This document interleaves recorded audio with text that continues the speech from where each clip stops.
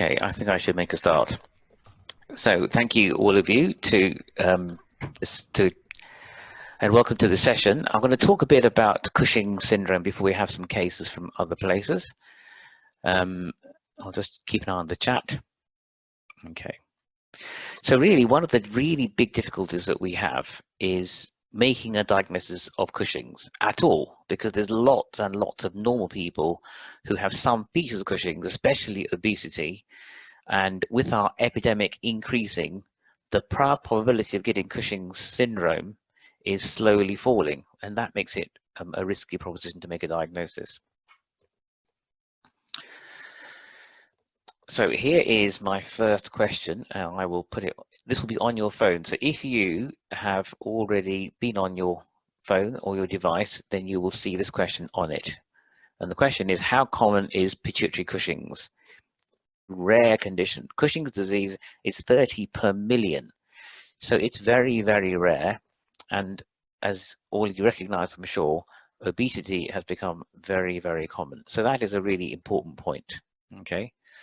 So it's very, very rare.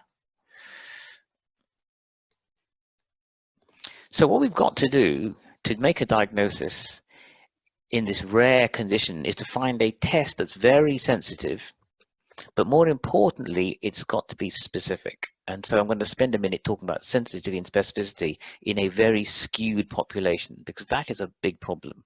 Okay, it needs to be sensitive, pick up real patients who've got it, but it must be specific in that it mustn't falsely make people who've not got it look like they have. And it's a trade-off between sensitivity and specificity that we have to sort out, because otherwise there'll be a number of false positives that cause a real problem. Okay, so it's really rare. So this is the protocol that all of you have seen. Okay, it's been widely published, and it basically says, if you suspect it, think about it, exclude taking steroids, because that's a really common cause of true Cushing syndrome, and then it says perform one of the following tests. Now, as I'll show you, all tests have a false positive and a false negative rate. So I think it's reasonable to think about doing more than one test. So they say do more than 2 UFCs, do an overnight dexamethasone test, or a late night salivary cortisol. And what you'll find is wherever you go, you'll find serious advocates for one of those tests, saying this one always works, okay? And of course, they all always work, except when they've got a false positive. All of them have a false positive rate. There isn't a very good test.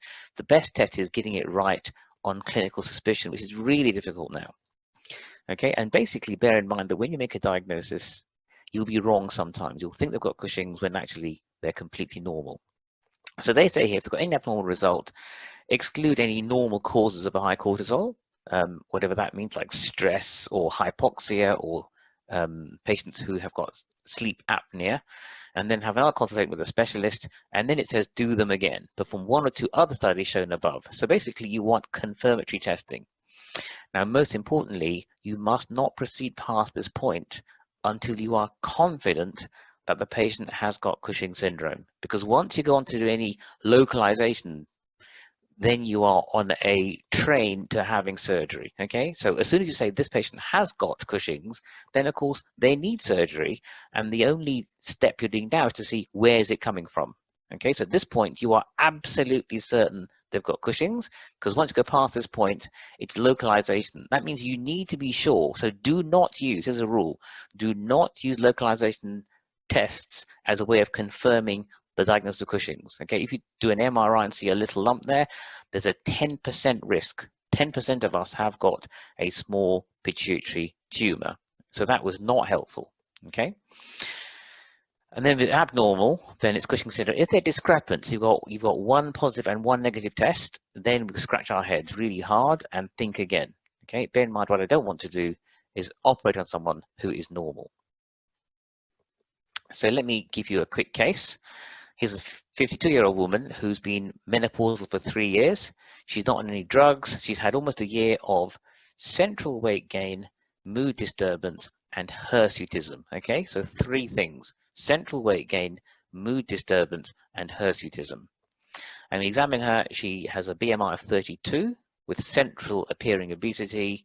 Her blood pressure is 150/90, so high. But when you look carefully, you find no stretch marks.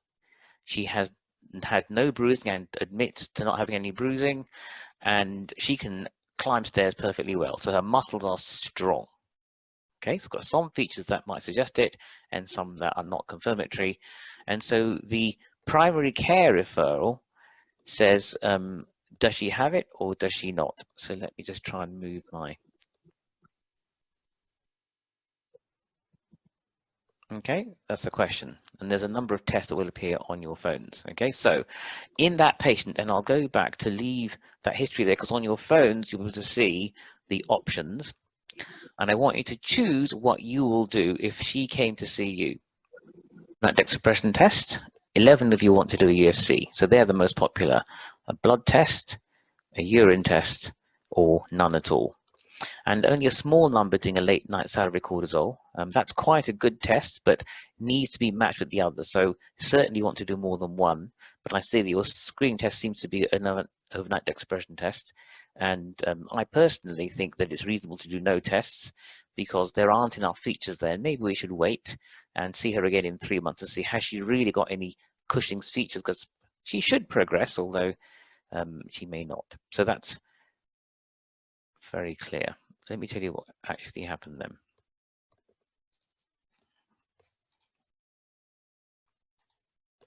Okay, so none is the option that many chose, and many chose to do an overnight dexamethasone test. Okay, and the important thing to bear in mind is that there's no one perfect test. And the issue really is that we need to cure patients with Cushing's and not harm normal people. So I'm glad that many of you didn't want to harm this patient, because maybe she's normal, maybe she's not. Okay, and maybe we should see her again to decide clinically. And perhaps if you do one screening test like a urine or a plasma, if it's borderline positive, you might think, is that a false positive? So always bear that in mind.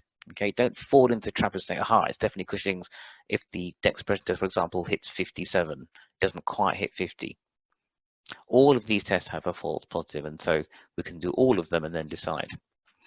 Now, the UFC can be a problem because when patients drink large volumes of fluid and their creatinine clearance is high, they sometimes get a faultily elevated UFC, and you get false negatives in patients with oliguric. But apart from that, there's a false positive and a false negative rate also in the urine-free cortisols. And the other big problem with urine is it's really inconvenient. You've got to take bottles. They don't make a full test. They don't take 24 hours. They take a random number of hours. They do the first collection and the last collection, so it's 28 hours. So it's a little bit inaccurate, as are all other tests. This is a very old paper that made many of us use a sleeping plasma midnight cortisol, okay? And it says 100% sensitivity. Now, what that means is in all people who are thought to have Cushing's, it picked them all up. What it doesn't tell you is the specificity. So in other words, if you do midnight cortisol and it's high, this doesn't mean you can be sure they've got Cushing's. This means if they are one of the few people who've got Cushing's, then it's very sensitive. But there's thousands of more people who will have a high midnight cortisol, especially if they're not properly asleep. Okay, this was the study. They took some controls subsequently, and they were all below 50. But the problem is that this was healthy controls who were known to be healthy controls, not patients who were studied at the same time. So if they're asleep and they have got Cushing's, then it'll pick them up. But bear in mind, it's retrospective, and therefore it cannot tell you prospectively whether they have or have not got Cushing's. So this is slightly misleading, this paper. It was repeated, and here this paper was saying it reliably distinguishes Cushing's syndrome from the pseudo-Cushing states. But this was a not sleeping paper, and I'll just show you. So this are the panels. I've taken the final results out. So the left-hand panel, A, has got the morning, 6 a.m. to 8 a.m. And you can see here's the Cushing syndrome cortisol level. And here is a pseudo-Cushing's cortisol. It starts to go down 6, 7, 8. So in normal people, the peak cortisol is as you wake up and it slowly falls. And then I've missed that several hours. And then at night, you can see it's gone down, down, down. And so 11 p.m., they're in hospital awake, not asleep. But the level of cortisol has got a diurnal rhythm. and as a consequence, the level goes down to about 100. So not 50, but this can be helpful. Whereas if you've got Cushing syndrome, you lose your rhythm, and therefore it stays high all the time. So you all know this, but this is one of the papers that suggests that we could use a midnight non-sleeping cortisol. But again, if they're slightly stressed, then you may not get this low level. Again, one of the other problems is all these papers are visible to the general public, and so they read this and think, I need a non-sleeping midnight cortisol, and that might help. So in this study, they looked at a number of patients with Cushing syndrome and a number of people with pseudo-Cushing. And the problem is, if you set 100, there still will be a false positive rate. So if you want in this study to be 100% specific, then you need to set the cutoff at 200 to make sure you don't pick up any false positives. Okay, but then you'll miss all these people down here who have got Cushing's, okay, who'll be told they haven't. So however you do this, if you move this bar down a bit, you will get some false positives. And this is a problem for all tests. Now, this is a little summary that I'd like to just explain. This is a bit of stats, really. Okay, so this is an attempt of our patients who've been referred to Charing Cross looking at their cortisol level after dexamethasone. And remember, in normals, it's less than 50. So these green people are known to be normal. Okay, and in the referrals that we get, because they've been screened out by many people, so they've seen another hospital and finally they get referred for surgery, and then we do it all again. And it turns out that of the referrals we get with maybe Cushing, some from GPs, but a lot from other hospitals, the prevalence of Cushing's is about 1 in 3. So if you have 150 patients who are referred having been screened by other people, okay, so lots of normal people are excluded and discharged, then we're left with 50 who've got Cushing's and 100 who haven't. And if you set that cutoff at just over 50, say 55, then you see all the green people are told they're normal, but you miss a couple of real Cushing's who run at about 52 or 53, okay? So that means that you will miss some Cushing's patients. Okay, so that means there'll be some false negative. Some red people are told that they're normal. That's a false negative. Now, if you put that into the data, you'll see that you have 48 patients who are red on the right, but 2 of them have a false negative. It's 96% sensitivity, but we are 100% specific. So in other words, all the normals are not told that they're abnormal. So the predictive value of a positive test is 100% if you set the cutoff there, but the negative predictive value, a negative test, is not 100%, it's 98%. So we don't like that. We don't like to miss these people. So let's move the cutoff down a bit. Okay, let's say in this difficult situation, do a cutoff at 46. And what this means is we'll get a few false positives, but we'll test them again, and that doesn't matter. But what is really important is we'll pick up all these Cushing's and not miss any. So all patients who have got Cushing's will get picked up. And many screening tests set the cutoff at such a level to not miss any, bearing in mind there'll be a false positive rate. Now, if you put that into it, you have all 50 people who've got Cushing's are told they've got Cushing's, so really nice and sensitive, but there are some 2 normal people who'll be told they have got Cushing's wrongly, and you need to do some more tests to make sure we don't operate on these 2 people, and that's my big worry. Okay, so your predictive value of a positive test is 96%, not 100%. Now, that is if your prevalence is 50 in 150, okay, 1 in 3. But that's not what normally happens, okay? What normally happens is 1 in 10,000, because as we said, it's 30 per million, okay? So let's say we take just very obese people, where the prevalence is a bit higher, maybe, or maybe not, but not an enriched population. The problem is if it's 1 in 10,000, look at that curve, right? So there's my red curve of real patients with Cushing's, okay, only 50 of them. If it's 1 in 10,000, there'll be a huge number, 499,000 normals in this green curve that goes up and goes up the roof, goes up about a mile and comes back down the other side. And there's my cutoff. So although I'll get 2, I'll pick up these 2. There's a huge number here of false positives. Patients have got a cortisol after suppression of 53, huge numbers of normals and tiny numbers of abnormal. So this is the danger of looking at the data when someone says in their paper, we found that it was very sensitive and very specific, which it is, whatever the numbers. But if your predictive value is low, if you've got a huge number of normals that you put through the process, it changes the number of people who are positive. So just to explain this, right, because I'll have that cutoff there, all my patients were picked up with Cushing's, but there are 9,900 false positives. Okay, now there's obviously 500,000 patients in this study, and that is an excellent specificity at 98%, you might think, but not for these 10,000 people. The predictive value of a positive test is really useless. Okay, it's only 50 in 10,000 people. So 10,000 people told you have a positive test, but only 50 of them have Cushing's syndrome. So this is the problem, and this rule applies to all the tests we do. Okay, and when you start doing a test on a small number, it looks really good, and then when you do it on large numbers, they all get a bit worse. So whatever you do, bear that in mind. Okay, because this huge number of people will not be happy. So you shouldn't screen anyone. Okay, screening is a bad word. Okay, we should not be screening patients. We should be thinking about the diagnosis, okay, not even diabetes or hypertension or obesity. And as you know, this is a very old US map showing the prevalence of obesity was low, and then 20 years later, it's really high. So those tests will be used a lot when the prevalence of obesity was low, and as obesity becomes more and more common, the probability of getting true Cushing's in your obese population is falling and falling and falling. Okay, and the same applies to diabetes. So a diabetic clinic is not a good place to screen for Cushing's. If someone has the features of Cushing's and you think they might have it, look for all the other features like thin muscles and weakness and thin skin. But be very careful about the risk of a false positive. Okay, UK the same, increasing prevalence of obesity in 10 years, and it's going up and up and up.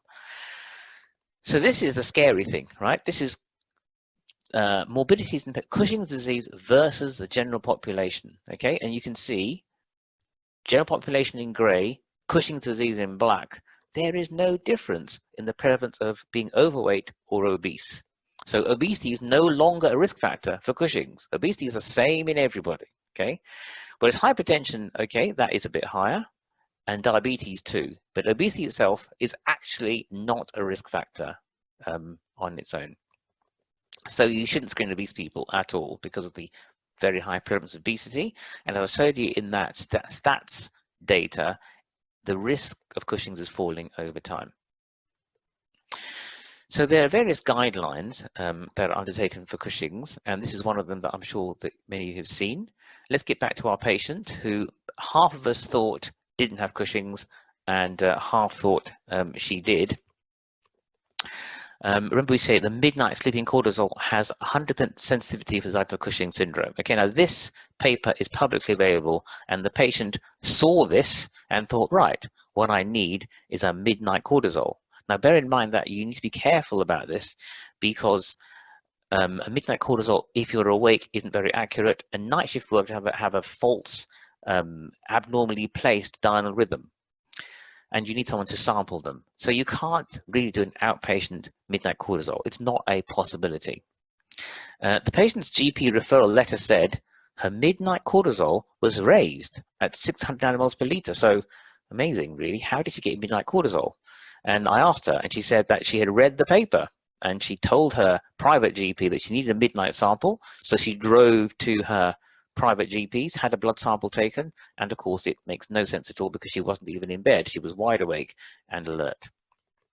So really, just to summarize these bits, I want to just remind you there's no single perfect screen test for Cushing syndrome, and there's a really big risk now of false positive being taken to surgery. And the most important thing you do is look at the pre-test probability of Cushing syndrome. That's essential. And if there's discordance between what you think the patient has and screening tests, then wait. Okay, important to wait rather than going ahead, because once you start doing imaging, you're going to end up with an operation that may not need to have happened. Okay, so to summarize that bit, really, most obese patients do not have Cushing's, as I'll show you on this table. Now, if patients have many features of Cushing's and they have several tests, a dexamethasone test, a salivary cortisol, and you think this is definitely Cushing's. Okay, when you say it's definitely Cushing's, then you might need to think, where is it coming from? Okay, but before you move forward, you need to be saying, I'm 100% certain this patient needs an operation. And if you can't answer that question and saying yes, then you should not proceed. So the next step is to find the source, and of course you want to check the ACTH, because if it's suppressed, then it might be adrenal, and if it's raised, then we don't know where it's from. It's either ectopic ACTH or pituitary dependent Cushing's disease. Okay, so through the time. Now, I'm worried because we shouldn't be doing high-dose expression tests at all, okay? And I'm glad that we've asked this question, because high-dose expression test does not help you to decide if it's pituitary or ectopic, because another test with a false positive rate, okay? And the false positive rate is so high that you get it wrong more often than you get it right. And I say that because there are two causes of Cushing's syndrome with a high ACTH. One is pituitary, the other is ectopic. 90% of those are pituitary. So what that means is you don't need to do a test, you can just guess, and you'll be right 90% of the time. The high-dose expression test is accurate less than 90% of the time. So it's better to guess than do a high-dose expression test, and therefore, forget it, okay? No more LDDSTs, okay? They should not be undertaken because they are less accurate than just guessing. You might as well just toss a coin, which will be more accurate. Okay, got that message? High-dose expression test, forbidden. So here is the evidence for that, okay? This came out in 1997, okay? And it took us 10 years to follow these guidelines, and it was entitled Effectiveness versus Efficacy, the limited value in clinical practice of the high-dose expression tests in the differential diagnosis of ACTH-dependent Cushing syndrome. It's a great paper, and it's good data, okay? And here is what they did, and it's been repeated more than once, okay? So this is the urine-free cortisol in EAS, ectopic ACTH, compared to Cushing's disease. And of course, it's high. This is a log scale, so it's higher in the ectopics than in the Cushing's disease patients, okay? And the ACTH also overlaps quite a lot, but it's higher in ectopic ACTH than the Cushing's disease on average, but there's an enormous overlap. So you cannot use either of these tests to say which one it is. So all I can say is this patient's got Cushing syndrome, it's either pituitary or ectopic, and I don't know where it is. We have set artificially the suppression of cortisol on a high-dose expression test. And this is what happened when they did it, okay? So this is the amount of suppression. So if you've got Cushing's disease, then you have a high suppression, okay? So this is the, so if you have a number here, this will be a 60% suppression. This would mean, for example, you have a baseline cortisol of 1,000 and it falls to 400, so more than 50% on a high-dose expression test. So of these patients, 50 little circles here suppressed, saying this is Cushing's disease, and they had Cushing's disease.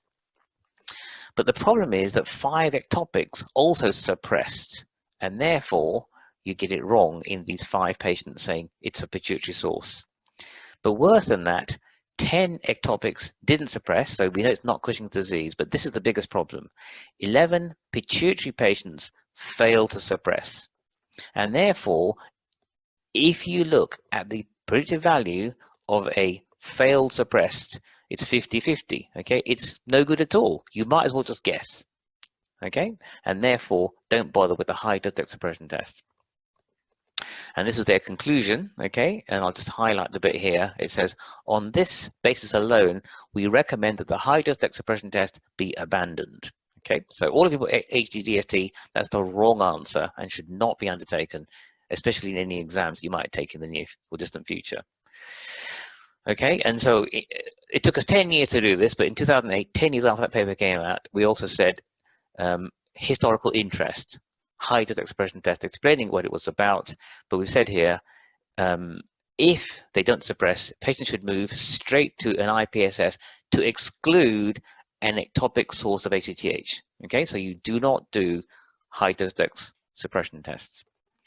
So that's IPSS is the next thing you need to do, and that's basically pituitary sinus sampling. And this is to prove that the Cushing's is not from ectopic ACTH, and you need someone who can do an angiogram very effectively. And basically, you cannulate both groins, you put the catheter up. In fact, it crosses over in the IVC, so the right groin goes to the left side, and the left groin goes to the right side in many cases. And you cannulate the two petrosal sinuses, and you measure the ACTH coming from the pituitary gland. And here's an example of a positive test. So this is, we do prolactins to check that you're in the right place. And the peripheral prolactin is here. This is time -5 and 0. So you get 2 baseline samples. And you can see that if you're in the pituitary, you get a little, this is the left side. So the left petrosal sinus had a baseline higher ACTH. And then when you give CRH, it rises hugely. On the right, it rises a bit. And the periphery, it doesn't rise much at all. So this would basically tell you that if the patient has Cushing syndrome, it's not ectopic ACTH. Okay, it's that way around, and therefore you might conclude that we should look at the pituitary gland. Okay, now it's not always available. Some centers around the world have not got the technology, and therefore you need to think about other tests you could do.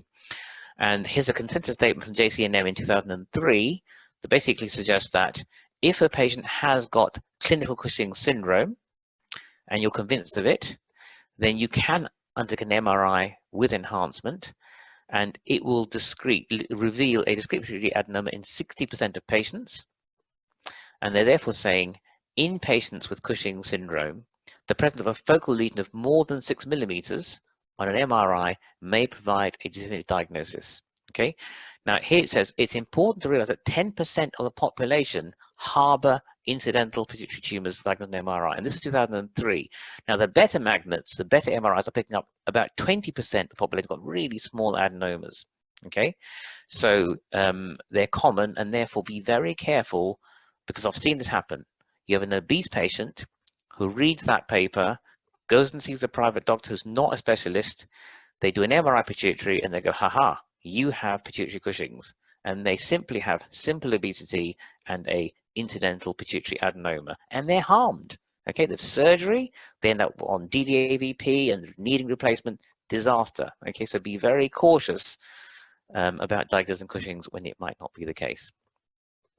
Okay, so here's my concluding thing really. IPSS should not be used to diagnose Cushing's, only to exclude ectopic ACTH. And that's because, believe it or not, someone has done IPSS in healthy human subjects. Okay, sounds really unethical, but they basically found that if you do an IPSS in healthy volunteers, you find the pituitary is the source. That's no surprise to us, but it will not help you, because if you take a healthy volunteer and do an IPSS and say that's Cushing's, they haven't got it at all. These are